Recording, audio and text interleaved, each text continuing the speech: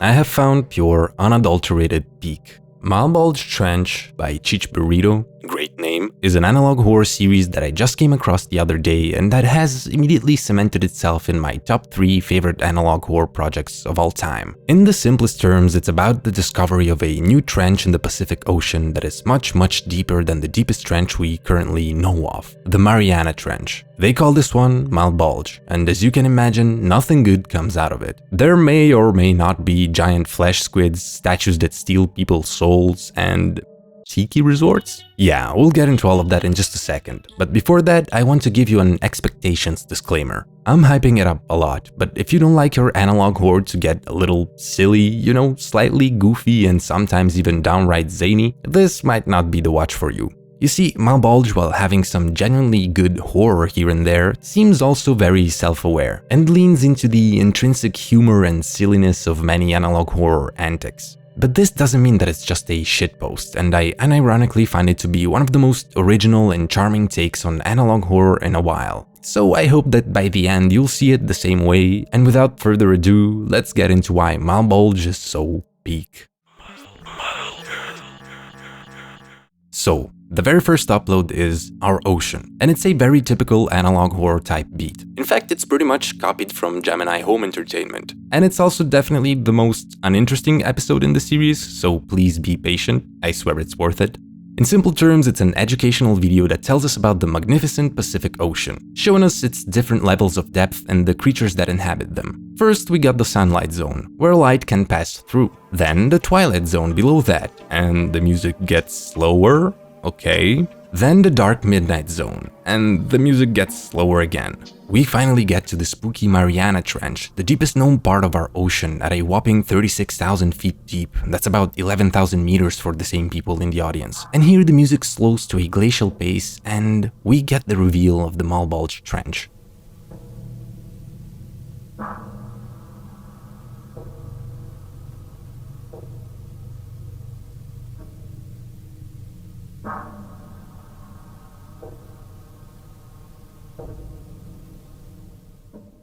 And yeah, no. As the music stops completely, we're told that the trench itself is a mystery, but that we know of strange creatures inhabiting it. And we see what looks like a big fin squid floating towards the surface. Then we're told that an audio frequency was recorded coming from the trench, and that apparently it's the, quote, loudest sound ever recorded. Now, this is obviously inspired by the bloop, although this one sounds like the most annoying fly you ever heard. But I will say that it's pretty creepy how abruptly it cuts out. Now, in the last part, we see that these mad lads actually managed to put a camera down there to see just what the heck is going on. At first, we see just a fish pass by, but after a while, we start to notice something else, and we hear a strange sound, a sort of distorted pulse. The thing comes forward and we realize it's some sort of giant squid, a pretty messed up one. As it nears the camera, we hear that same sound that we were shown on the spectrum before, and the episode ends. So, okay, I know what you're thinking. Mulder, where's the peak we were promised? This is literally just a rerun of that one Gemini Home Entertainment video. Just shush, I know, just wait a minute more, okay? As you can see, the style of the episode is pretty crude and low quality, and that will generally be the case for any medium that CheechBurrito uses in this project, whether it be 2D, 3D, or live action. Heck, all the videos are in 480p, so that would be a clue into the fact that this is all done purposefully. It definitely plays a bit into that shitty low-definition Mandela catalog-like style, so if that bothers you, it's probably not your thing. Beyond that, as I said, this is quite basic and it's just the start. It introduces us to the source of everything in this series, the big-ass trench called Malbolge. Which, by the way, I'm sorry to bring up Dante Alighieri once again, but I guess it's not a Muldered video without him. Malbolge is an anglicized version of Malbolge, which are the 10 trenches located at the 8th circle of hell in Dante's Inferno, so that's pretty on the nose. Now, episode 2 is where we already start to get a bit more kino. Island Discovery begins by informing us about a satellite that orbits the Earth and helps to map out the topography of our oceans. We see the location of Malbolge, and then we're told that right next to it an island suddenly appeared out of nowhere, and that 4 researchers were sent to investigate. This is where we finally start getting 3D animations in the series, and yes, they look like barely finished PlayStation 2 graphics, but to me they're incredibly charming, and they look different from all other analog horror series, which either go for realism or for a downright PS1 low poly style. You also might notice here that the sound design is kind of empty.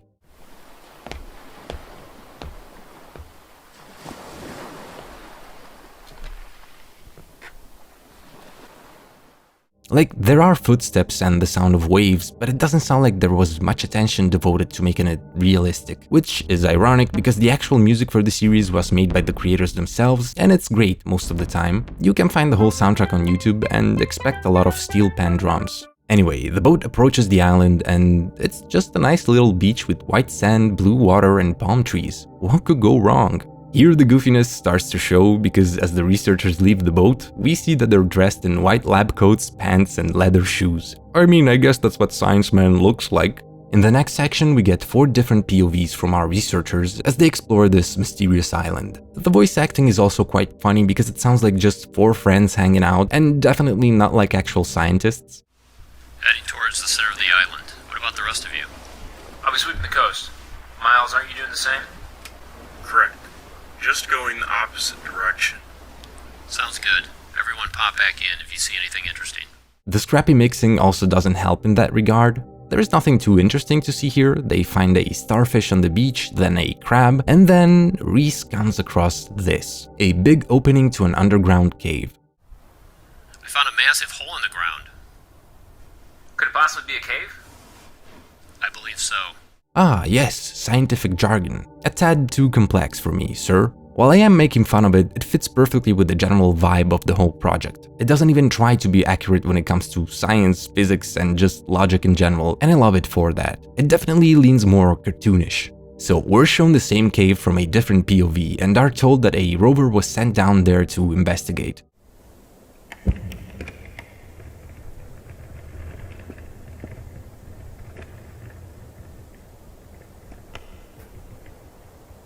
Here again, I think that adding the electronic sounds of the rover would have helped with the realism, but it does the job. And while watching this section, I was generally creeped out with how the camera turns to look around in these deep dark caverns. As I said, Malbolge still manages to feel unsettling at times, even though it's zany. So after a while, the rover finally comes across something and...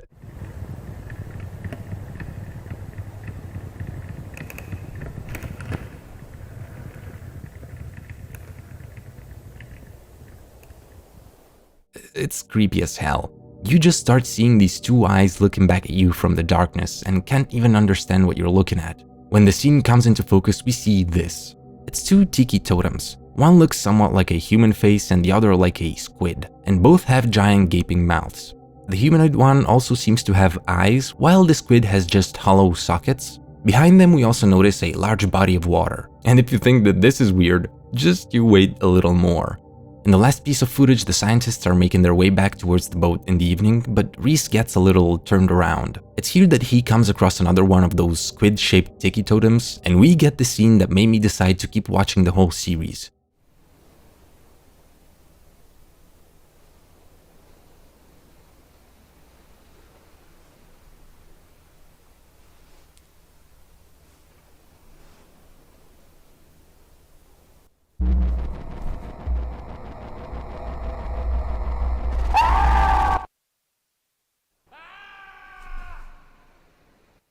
What the hell? So the tiki just starts glitching out, bobbing up and down in the sand and absorbs the scientist in its gaping maw. This is the first moment that perfectly encapsulates how Malbolge manages to be both creepy and kind of hilarious at the same time. The build-up is genuinely unsettling, and then the actual absorption scene looks like something out of Gary's mod, but it catches you so off guard that it gives you whiplash. You need to do a double take. At this point, I just had to know more. One of the other scientists, Colton, hears Reese's scream and runs towards his location. Here he finds the same totem and Reese's camera and flashlight on the ground. When he inspects the totem, something's different. The squid tiki now looks like it's got human eyes. Unsettled, Colton runs off and the episode ends with a new POV, from inside the tiki itself.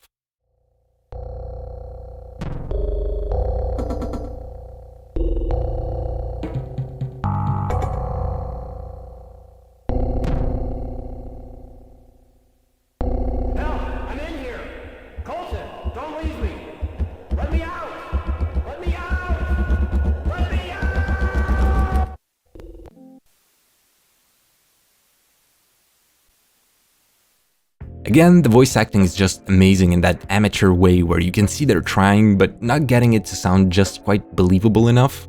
And come on, I know I'm not insane. Here we have some genuinely creepy imagery, and of course just conceptually the idea of getting brutally absorbed by a statue and being stuck inside, able to see from its eyes but unable to move or leave, is pretty horrifying. This is where Malbolge really comes into its own. The idea of using Hawaiian-themed visuals and such an absurd villain monster immediately sets it apart from most other similar projects.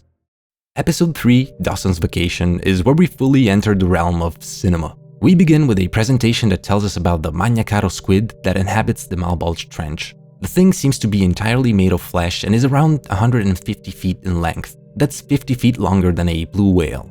This also explains the name. You see, Maniacaro can be translated from Latin as great flesh. Although for the purposes of this series, I much prefer the more down-to-earth translation, big meat. They're also hypothesized to be very aggressive, which I'm not really sure how you would hypothesize that, but alright. This thing has been captured on camera only 3 times. The first one is what we already saw in the first episode, the second is this.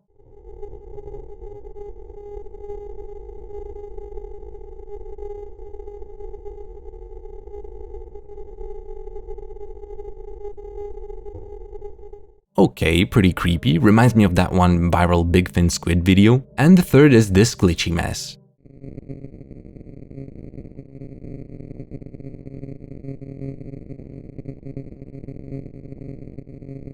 We'll find out what those lights behind it are later. So, given the situation, with a mysterious island appearing from nowhere, tiki totems that devour people and dangerous flesh squids, the obvious next move is to build a whole-ass tiki resort on the island and make the totems and the giant cave the 2 main attractions. Absolutely genius. It's at this point that we're finally introduced to our protagonist, the titular Dawson. He's just chilling at his house when a commercial comes up on the TV. It presents the newly built resort and the totally not unsettling squid totems. So of course, Dawson immediately grabs his phone and books his vacation. No hesitation. He immediately just goes into the other room, packs his bag without forgetting his trusty Game Boy and Walkman, grabs his big-ass camera, leaves the house, drives to the airport, and...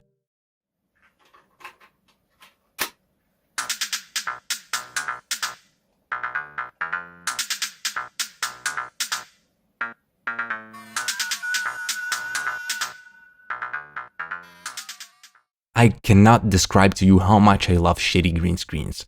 This was the moment in which I realized that I would fall in love with this project. Just look at this goofy-ass plane scene, and it's far from the last green screen they'll use, and they somehow just get more and more hilarious as the series progresses. So Dawson, now at the resort, starts filming all the NPCs milling about the place, and it's great. Almost all of the people on the beach are lying down in the same position, all have the same walk-in animation, and we even get repeats of the same models one behind the other at times. Looking at the amount of customers, the resort seems to be a smash hit. And look, they made those unsettling totems their mascot. Isn't that grand? Dawson finally reaches his room and starts unpacking, and once again, just look at this.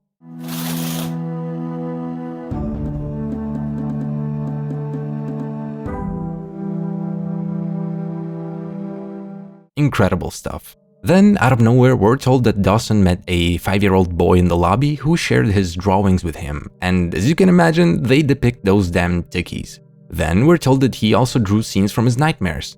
Okay, little Alex, that's a bit forward. These seem to depict at first the Maniacaro sending out a signal, perhaps, then little Alex witnessing someone getting absorbed by the tiki. After this, Dawson engages in the local activities, like looking at the creepy-ass squid tiki, which has a display room all for itself, and exploring the horrifying caves of unknown doom. Fun! Look at all of these damn tourists with their beachwear and flip-flops. That's a security hazard if I've ever seen one. Here, Dawson reaches the underground lake and the 2 tikis we had already seen standing in front of it. After a day full of riveting sights, our guy just gets back into his room and tries to get some shut-eye. A pesky emergency alert appears on the TV, saying that suspicious activity has been recorded on the island. The tikis have disappeared from their displays and have been spotted appearing in other places, now with human eyes instead of empty black sockets. The alert says that if anyone sees them, well, they should just skedaddle. Boats have been called to collect all the guests and take them back to Hawaii. Of course, Dawson, being a real trooper, sleeps through the whole thing. He gets up after a while and sees the image of the tikis still displayed on the TV. The last part is shot through what looks like his camera's viewfinder, and it shows Dawson filming the inside of his room until he goes up to the door and opens it.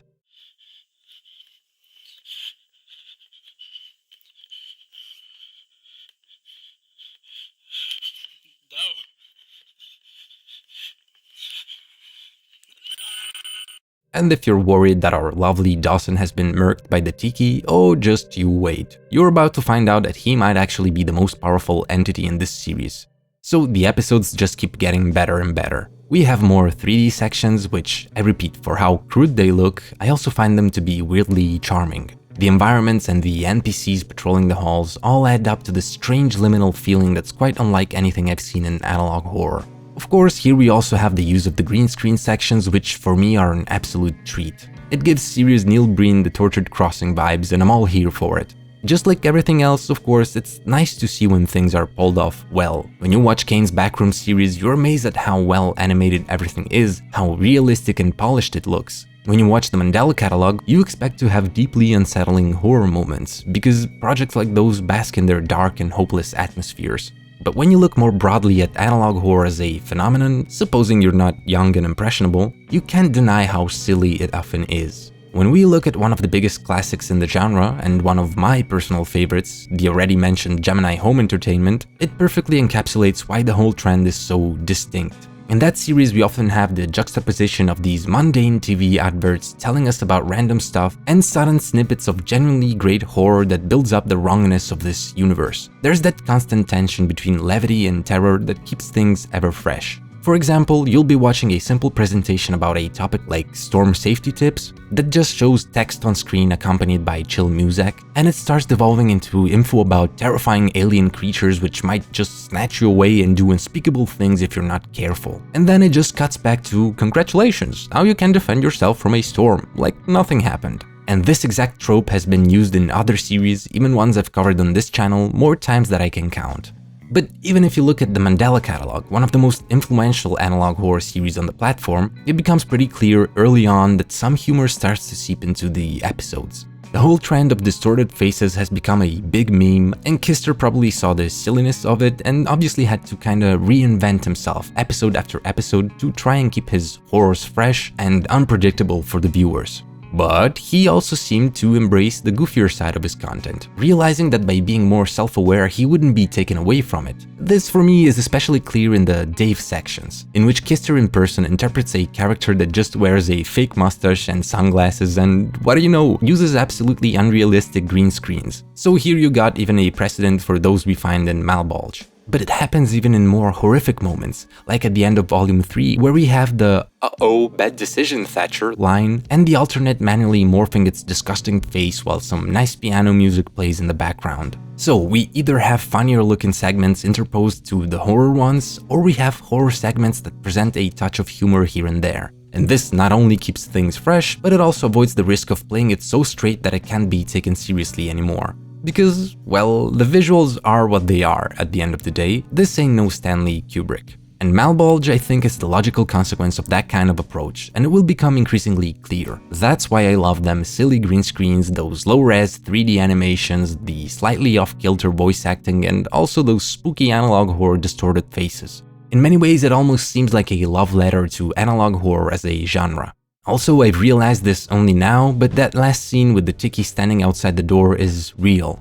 CheechBurrito actually built a physical version of the tiki for that, and somehow it didn't even register in my mind. There is a behind the scenes video where he shows how he did everything in the episode, and damn, if that's not dedication, I don't know what is. Anyway, for now let's keep going, because things only get more exciting from here on out. Episode 4, Stranded, is the darkest one so far. We start by seeing once again the video of Dawson going down into the caves. We then see little Alex's drawings on the ground and can hear a conversation where he's telling his mom that the statues scare him. And if I got that right, he says, "In both of my eyes I hear them." Like both of my eyes I hear them. Honey, it's just the ocean. You'll see they're just statues. Nothing scary about them. Which is quite unsettling, and as one of the comments points out, particularly disturbing because of how this little child has literally no idea of what's going on. The mom, as you can imagine, is dismissive, just brushes him off and says that there's nothing to be afraid of. Yeah, you can guess how that will turn out. In the next scene, we get Dawson's POV once again, and this is all happening before the alert. He's exploring the ground floor where we can see a sign for the Tiki Hideaway, which I'm guessing is the bar, and the gift shop, which has just unsettling imagery. I love the two copy-pasted NPCs walking literally one behind the other in this scene. We can see that miniatures of the weird tikis are being sold as merchandise, because of course they had to make a buck on unexplained mysterious man-eating statues here. Hey, look, there's even Maniacaro-themed tote bags, how nice! And of course, shirts, which leads to one of the best scenes in the whole project.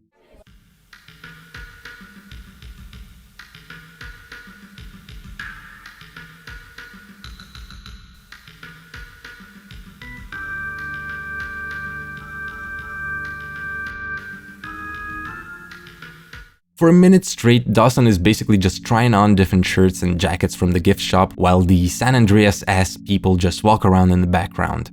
See, it's stuff like this that, if it wasn't already clear before, really shows you how the zany side of Malbolge is proudly displayed by the creator. After this, our boy goes to the Tiki Hideaway to get a drink and meets a girl, and both are just incredible actors. One shot of tequila, Blanco. Not a Hawaiian vodka gonna go? Too sweet. I like something with a little more bite. My lord, this is just too perfect. So they're talking about the statues having human eyes and stuff, which we already know they get when they consume a human being. The two just cheer and the scene ends. Very emotional.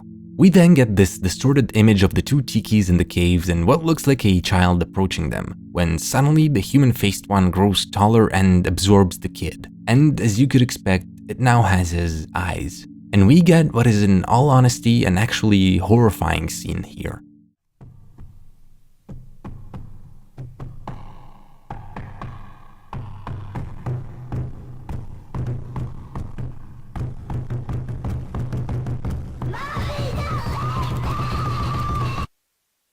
Jesus Christ, I don't know what they did to that kid to make him scream like that, but he actually sounds anguished. There is also that growing beat in the background which just crescendos with the kid's scream. It sounds like he might be hitting his fists against the walls of the totem trying to get out, or at least to make enough noise for his mom to notice him. And we had already heard the same thing when Reese was sucked in, but also when we saw the Maniacaro in the first episode. Also pretty sad that the poor child's nightmares depicted his fate. As I mentioned, Malbolge knows how to get dark when it wants to. After this horror, we see our boy Dawson once again get back into his room, go to sleep, and wake up to film the tiki outside his door. But this time we actually get both POVs, from the camera and from the tiki. Dawson manages to close the door before anything happens and leaves through the window, so he's already smarter than most analog horror characters. At least that's what I thought, but we'll get back to this. He starts running around through the now empty halls of the resort, screaming for help. He reaches the beach where we get another cool scene of the boats leaving without him, which is immediately made hilarious by the next one where he realizes he's stranded.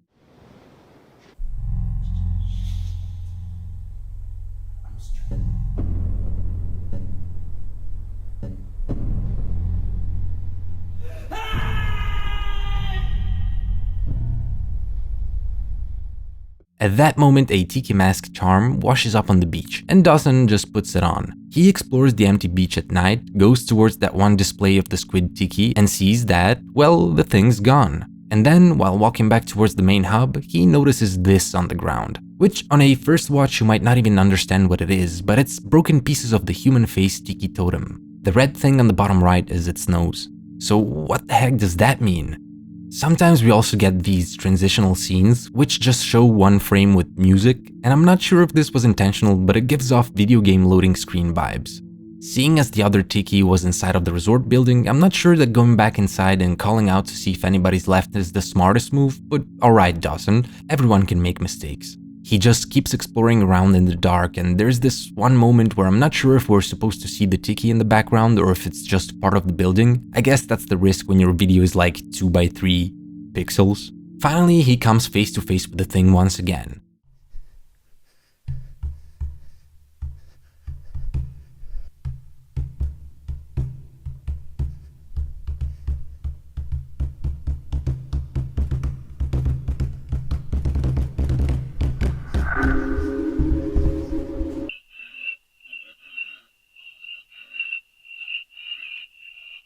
So, what the hell?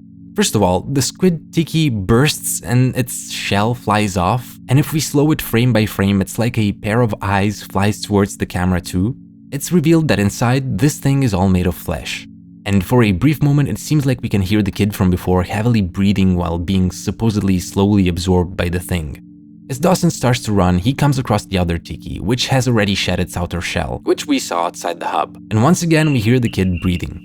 The two tikis basically start to follow him, looking like Gmod next bots, and as they do so, we hear different distorted sounds.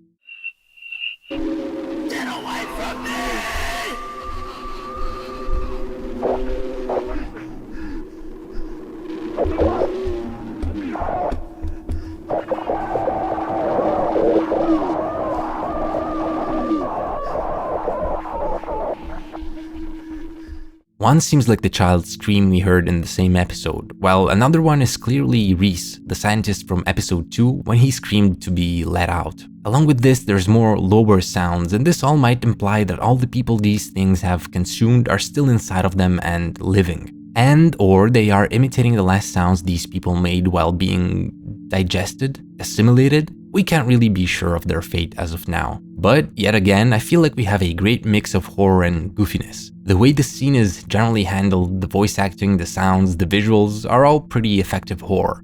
But at the same time, seeing these two things just bobbing up and down after the protagonist is undeniably silly, unless you're really scared of next bots, I guess. Dawson manages to run off towards the beach and very luckily sees a boat approaching. Now, an interesting thing to point out here is that the boat is called Tenedos. And it might just be a coincidence, but that's the ancient name of the Turkish island Bozcaada. It appears several times in Greek mythology and is even mentioned in the great Roman poet Virgil's Aeneid, as the island on which the Achaeans hide to make the Trojans think that the war is over, which subsequently allows them to pull off that whole Trojan horse scheme and attack the city when they least expected. So this couldn't be a foreshadowing for anything, right? Wink wink, nod nod. Sailing away on the boat, Dawson has finally a moment of respite, but it doesn't last very long. A big meat squid seems to be fast approaching.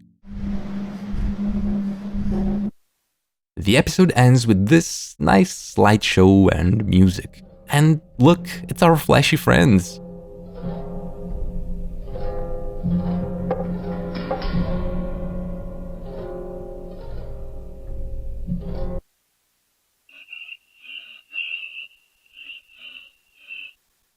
Okay. So, a couple of things here. First of all, this is so far definitely the episode in which the horror elements are more present than before. We got the dark, spooky atmosphere, the tiki creatures showing up and chasing after our protagonist, not to mention the horrifying moment where the kid gets absorbed, and it all honestly works. I guess that the caveat for what I was saying before about mixing humor and horror is that if you don't strike a good balance between the two, one of them might just outright fail. Either the humor is gonna feel lame or the horror will not be impactful, leading the viewer to not take your project seriously. I think that the way in which Malbolge does it, and feel free to disagree with me, is wonderful. While watching the series, I've had both moments where I actually laughed out loud, and others in which I went to lower that volume button because I thought it was gonna be spooky. But I think that all of this is also helped by that X factor, you know?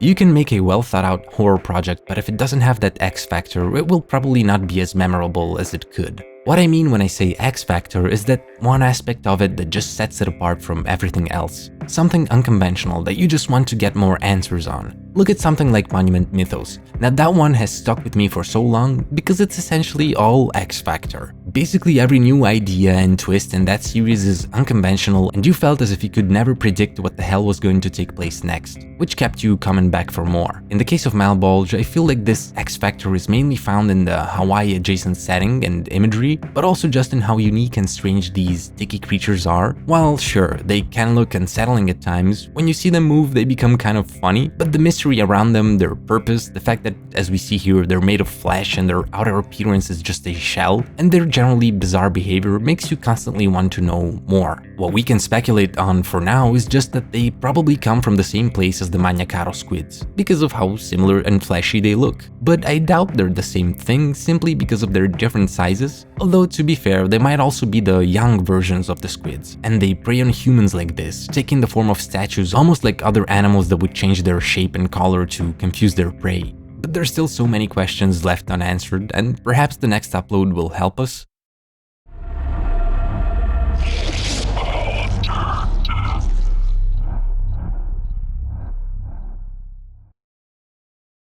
Episode 5 is Project Virgil, and if that name doesn't confirm my theory about the Tenedos boat from the end of the last episode, I don't know what would. So this one gives us a bit of a break from Dawson's story and shows us the titular project in which a bathyscaphe named Virgil was sent down into the depths to investigate the Malbolge Trench. Also, this card tells us that the project was launched in 1995 after the 1994 incident that took place on the island, which could be what we're seeing with Dawson's story, but I'm more inclined to believe that it refers to the disappearance of Reese in episode 2. I'll tell you why later. So what we see in this episode is basically the Virgil descending underwater as our team yaps on in mostly unscientific terms as usual.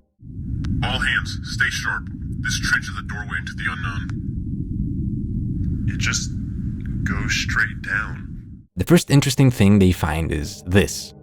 They say that these holes are tunnels that are glowing because they contain lava. They very much look like those lights we saw in that third Maniacaro sighting video. As you can see, there seems to be something in one of those on the left, but it's unclear. At some point, they stop the descent and move forward where they see, surprise surprise, a whole bunch of tikis standing around, 2 of which look exactly like the ones we're familiar with. We then get a closer look at the tunnels and see that the things stuck inside are the tikis, and one of the characters comments that The tikis, they're inside these fiery tunnels, almost like pods.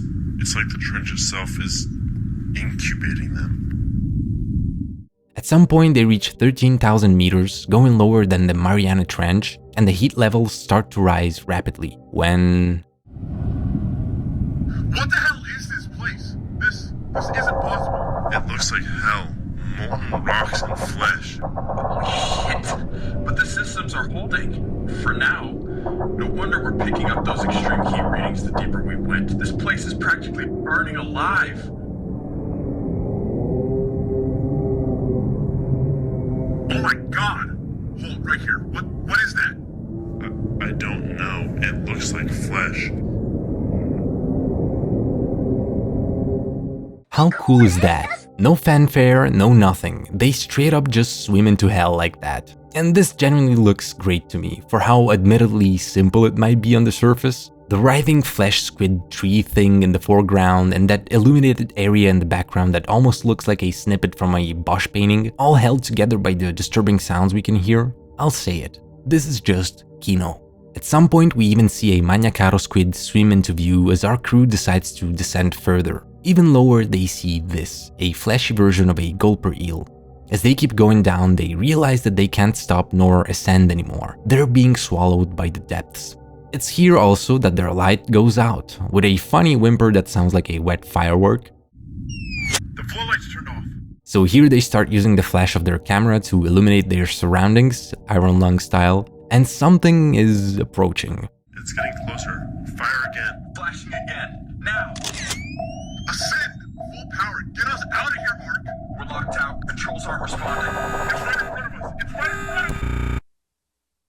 Well, I guess, rest in peace, Virgil team. It's been a bash. The upload ends with another representation of the various entities we've encountered at the different levels of depth, harkening back to the very first upload. So, of course, it also has to end with the most ominous shit you ever heard. They were still nowhere near the bottom. The sea didn't swallow them. The trench did. Well, we have to look at this creepy-ass face once again.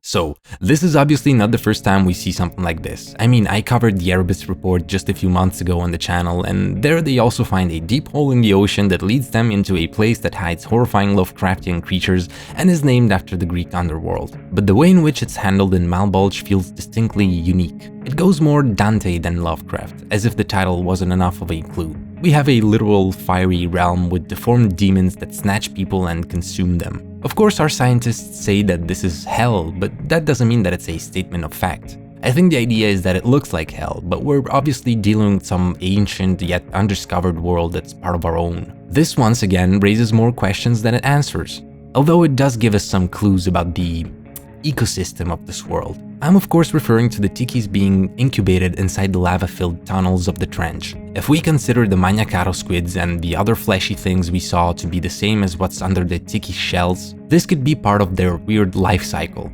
Perhaps by entering these caverns and laying in the extreme heat, a hard shell forms around them, which allows them to... well, I don't really know what the point is, actually. We know they don't really need the shells to go up to the surface and on land, so it doesn't seem like a matter of pressure or survival outside of the water, as we've seen them in both contexts by now. It could be a way to disguise themselves, but then why would it specifically be targeting humans? Does that imply a higher cognitive function for these creatures? Also, how would they actually create all of these distinct designs if they're just natural formations? A bunch of pieces doesn't really add up in my theory, and things might be much more complicated than what I propose. In the comments, there does also seem to be a general trend of seeing the tikis' life cycle represented here, but most of them seem to think the squids are the tikis' caretakers or have a symbiotic relationship with them, and that the different appearances of the tikis actually represent their different stages of growth. The creator liked some of these comments but didn't really confirm or deny anything, so we'll see about that. Let's just get into the last upload so far and then discuss things at the end. Episode 6 is Twin Palms Motel, and it picks up right where Dawson spots the boat coming towards Malbolge Island. We get the Maniacaro attack once again, but our guys put the pedal to the metal, or the oar to the seafloor, and make it eat dust, or, well, water. They finally see lights in the distance and seem to reach the shores of Hawaii, with apparently nothing tailing them. Our boy Dawson just goes up to a giant parking lot and gets into his car. Here we get this surprisingly atmospheric scene of Dawson just driving during the dawn.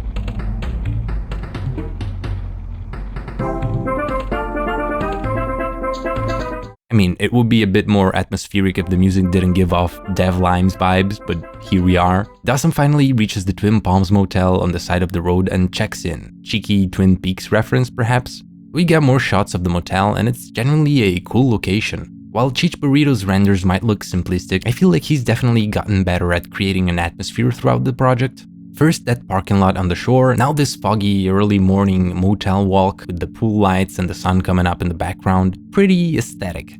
In the motel room we get more amazing green screen effects, and after getting some shut-eye, Dawson starts filming again, and we can see that it's daytime now and there are patrons roaming the motel. So after having nearly escaped death at the hands of evil sea demons a bunch of times by this point, what do you think Dawson is going to want to do?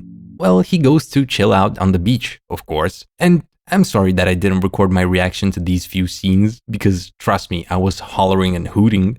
Dawson decided to go sailboating. What do you mean he decided to go sailboating? Dawson! You're pushing me over the fucking line! Now you realize why I said that I thought Dawson was smart, right? Well, I was quite wrong apparently.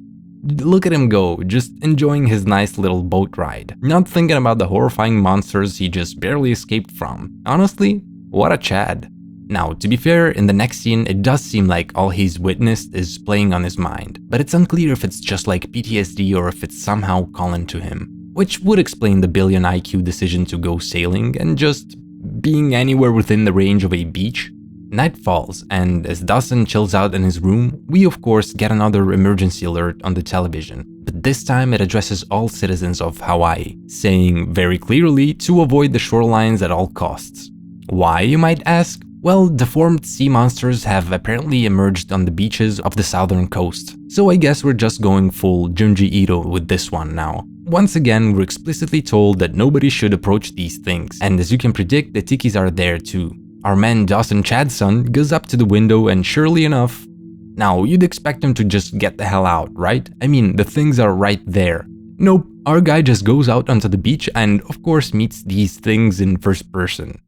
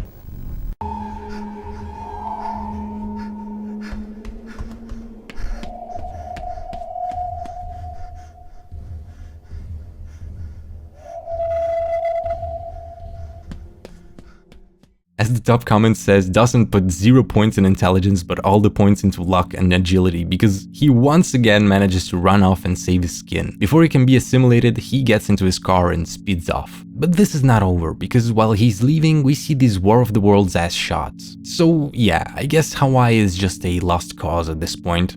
The last thing we see is Dawson getting on a plane and flying back home. Finally safe? Here the camera specifically focuses on the tiki amulet he picked up on the Malbolge Island beach. Of course, that can't be a coincidence.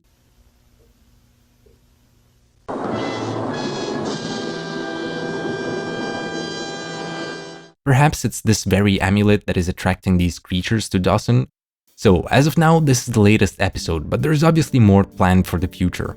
If you enjoyed as much as I do, please go subscribe to CheechBurrito. I realized that I knew that name from somewhere, and it's probably because he's got tons of other animations and horror projects, even some backroom stuff. So while waiting for the next Malbolge entry, you can go and peruse his other videos. So this last entry is probably my favorite so far. Out of all of them, it's the best at balancing all the things I love most about this project. You got the hilarious green screen scenes of Dawson and his neurodefective decision making, you got the spooky monsters and some big lore expansions, and more than ever before, you got atmosphere. I feel like the series didn't really change that much when it comes to the quality itself. It's more so that I just vibe more with some of CheechBurrito's artistic choices here. Seeing as our protagonist has flown back home, I'm wondering if the Hawaiian elements are still gonna be present here or if the story will shift to a new location. I hope it's the former because, as I said before, the setting is one of the main things that set this apart for me. Now, don't get me wrong, it's all kind of surface level, you know? You put a couple of palms here and there, use some Hawaiian buildings as references, some tikis, and put flower patterns around and done. You got Hawaii. It's still better than having yet another analog horror set in the Midwest, you feel me? That said, I really wish that the creator would expand on this side of things and maybe delve into Hawaiian mythology more or just explore more locations. Who knows, part of the appeal at this point is just allowing CheechBurrito to surprise you and wonder what the heck he's gonna cook up for the next crazy installment. So far, I can confidently say that the two most interesting aspects here, at least for me, are the fact that we follow a recurring character of whom we know very little, sure, but through his actions alone, he's already quite memorable and kind of a wild card. I can't wait to see what new horrible and idiotic position he will get himself into. And the second aspect is this mysterious lore that the creator is building around the Malbolge Trench itself. In this last episode, we got another clue as to what's actually happening there, thanks to the monstrous creatures we see at the end. One is obviously modeled after a starfish, another is a reference to a Ao Oni monster, and the last one is a blobfish. Now, when we put these together with the others we've already seen, it becomes pretty clear that whatever entity is operating down there in the underwater hellhole we saw, it's assimilating and deforming living beings of all kinds. Beings that seem to possibly be still alive inside of the flesh amalgamations, as we've seen from little Alex's breathing and Reese's screams. Although, once again, that might just be the creatures imitating the sounds. Of course, the question then becomes, for what purpose? Is it just about feeding and growing like a giant hive mind? Is there a more intelligent design here? When we saw the Maniacaro standing over the hills at the end, it does seem to imply that it is somehow behind this. Or maybe that it's operating at the behest of that one entity that lives even deeper below and that destroyed the Virgil vessel. It almost seems like it's building an army and sending it out on the shores to assimilate even more living creatures. Someone in the comments proposed that there could be just like a gigantic amalgamation of flesh in the trench, a sort of meat wall that is just expanding and taking over everything, which is a pretty horrifying prospect. What we know is that it's without a doubt expanding its reach, going from Malbolge to Hawaii itself, which definitely supports that idea, but we'll see where it goes. There's also that question regarding the timeline, and I said that I thought the Virgil project to be taking place before the scenes at the resort, and that the incident on the island mentioned in that upload might be referring to Reese's disappearance, because it just seems strange to me how calm the crew was about swimming down there, especially if this invasion we saw in the last episode had already started. It still seems like an early and yet uninformed approach to the trench. Of course, here the natural question becomes, well, if they saw what's down there and even lost the crew, why the hell wouldn't they stop people from building a resort on the island? Well, the answer could be simple. Money! Either that or it's just not something Cheech put too much thought into, which kind of fits with the rest of the series because it seems like it just goes with the flow sometimes. And don't get me wrong, I don't want to sell CheechBurrito short.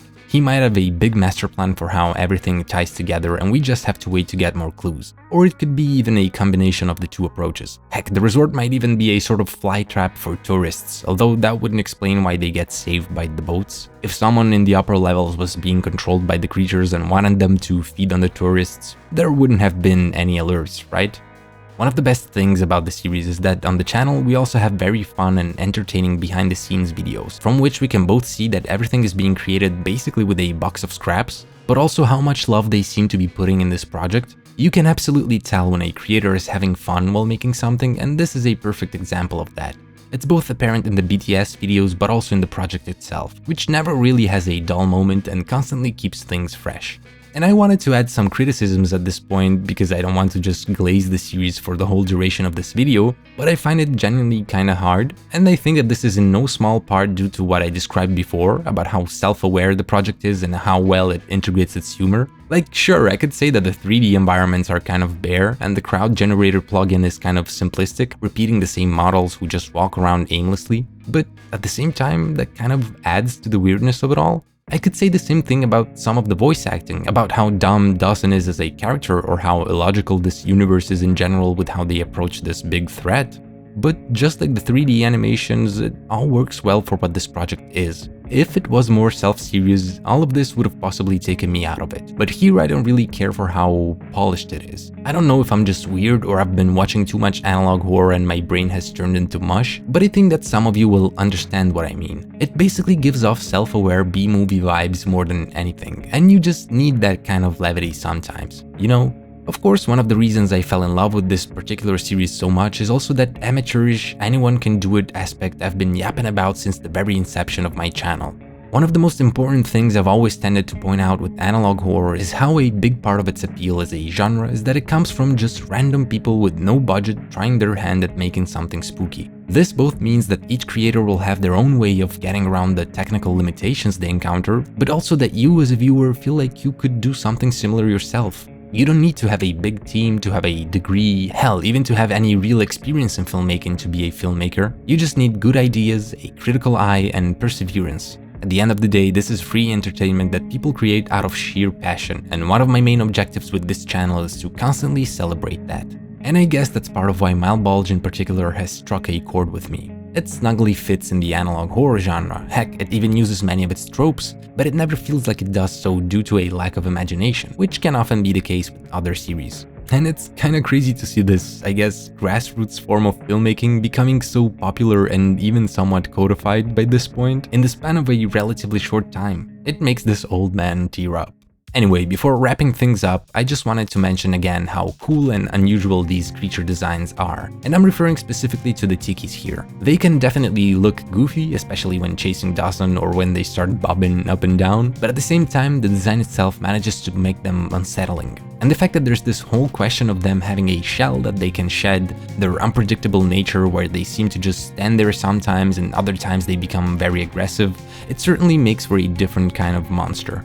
Them also having some psychological influence over the characters, like appearing in Alex's dreams or seemingly attracting Dawson towards the water again and appearing in his visions, is also something that has lots of potential and which I hope will play a bigger role going forward. There's just so many things I'm still curious about, like what exactly is the role of the Maniacaro squids? What the hell is that giant tiki that lives so deep in the trench? And if this is actually some form of hell or a natural formation? Heck, they could even be aliens for all we know.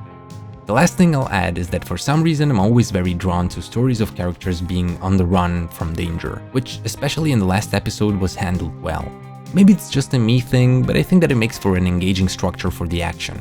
Your character can constantly come across new locations, meet new characters, and just find himself in different situations, but at any moment you can decide to wrap things up and move to a new one. I don't know, it's just something to think about, I guess. I just hope we see more night driving with obnoxious steel pans in the background. So as always, please go and subscribe to CheechBurrito's channel, leave all the likes, comment under his videos and perhaps tell him that Mulder sent you. Give the man some love, I'm watching you. While I, my friends, am gonna have to say goodbye for now, you be good and see you, space blobfish.